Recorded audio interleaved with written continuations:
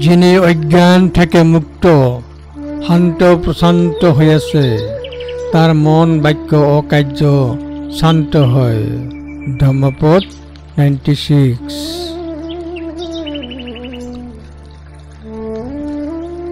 যিনি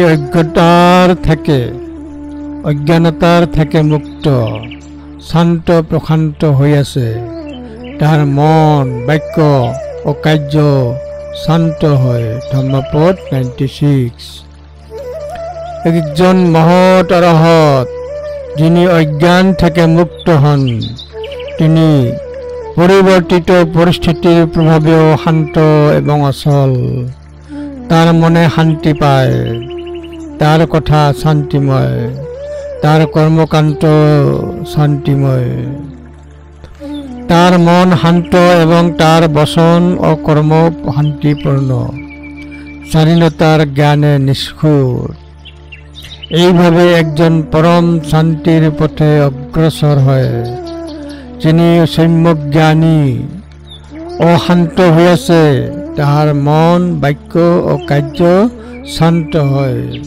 ধম্মপদ 96। সন্তং তস্য মনং হতি সন্তা বাসা স কম্মঞ্চ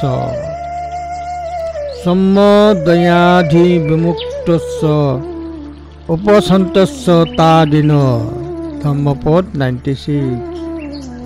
সন্তং তস্য মনং হতি সন্তা বাসা স কম্মঞ্চ